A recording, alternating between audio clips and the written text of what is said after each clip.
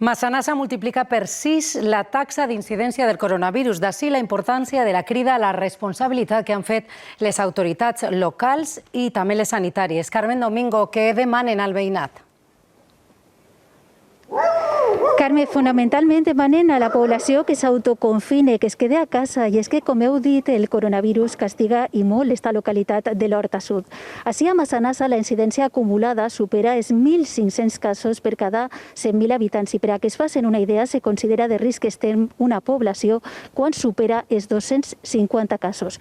Però per a parlar d'aquesta crida que han fet les autoritats a la ciutadania, tenim amb nosaltres a l'alcalde de Massanassa, Paco Comes. Què demaneu als veïns i veïnes de Massanassa? Pues estem demanant responsabilitat, estem demanant que ara que ja pareix que pronte se puga anar així, però que estem atravessant un moment complicat, pues això, responsabilitat, fer un confinament, quedar-se en casa, complir tota la norma.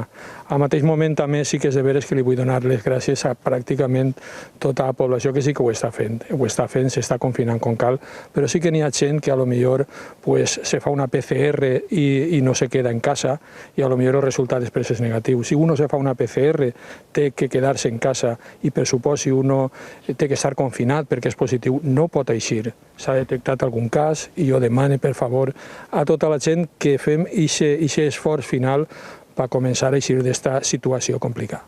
Gràcies, Paco. De fet, les forces de seguretat han posat 360 multes este cap de setmana en el nucli poblacional que formen Massanassa, però també Benetússer, Alfafar, Sedaví i Llocnou de la Corona. Quines són un poc les infraccions que heu detectat? Bueno, nosaltres, com acabes de dir molt bé, s'ha fet un nucli poblacional únic i s'ha perimetrat i s'ha tancat, i són Massanassa, Benetússer, Alfafar i Sedaví, i Llocnou de la Corona també. Les mesures són, al final, poder eixir a treballar, poder eixir a estudiar i poder eixir a algo essencial.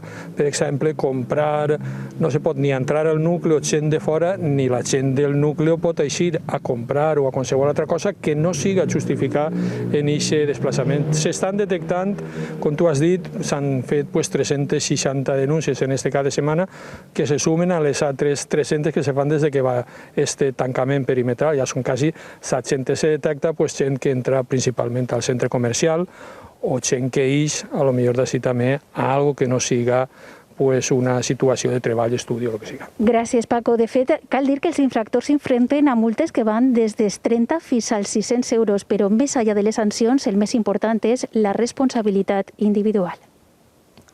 Així és, Carmen.